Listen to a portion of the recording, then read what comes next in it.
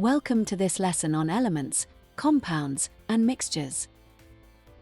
In this presentation, we will explore how substances are classified and use the particle model to understand them better. Let's begin. In chemistry, all substances can be grouped into three main categories. The first category is elements. Along with elements, we also have compounds and mixtures. Understanding the differences between them and their particle model is essential for exams. And also, always use correct terminology when defining each. An element is a pure substance that contains only one type of atom. Examples include oxygen, nitrogen, and carbon. Elements can be monatomic, diatomic, triatomic. The particle model of an element shows identical particles, all the same type of atom. This explains why elements cannot be broken down into simpler substances by chemical means. A compound is formed when two or more different elements join chemically.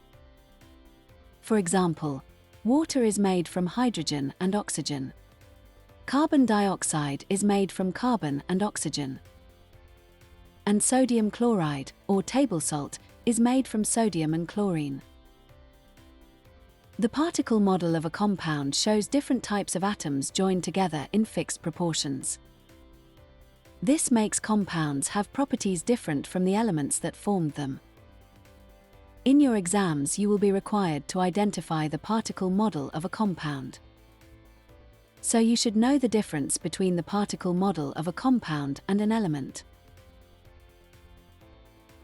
A mixture is formed when two or more substances are combined without a chemical bond. Unlike compounds, mixtures do not involve atoms joining chemically.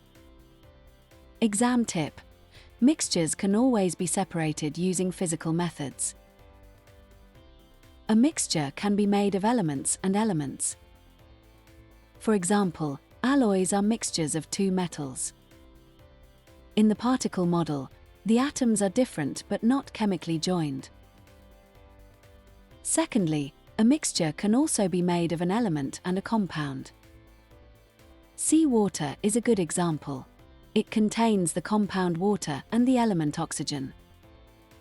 The particles remain separate, which makes it possible to separate them by physical methods. Mixtures can also be formed by compounds and compounds. Sand mixed with salt is a common example.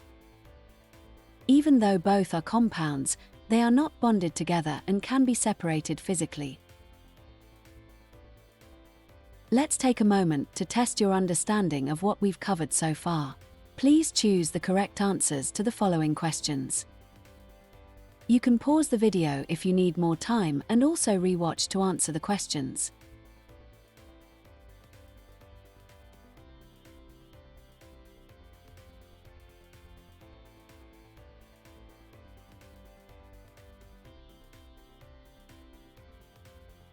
Thank you for learning with ACE students. If you found this lesson helpful, be sure to check out our playlist for more videos. Every video includes evaluation questions to help you test your understanding. Our content is perfect for homeschooling, Google Classrooms, or private tutoring. Don't forget to subscribe and click the notification bell so you never miss a new science lesson.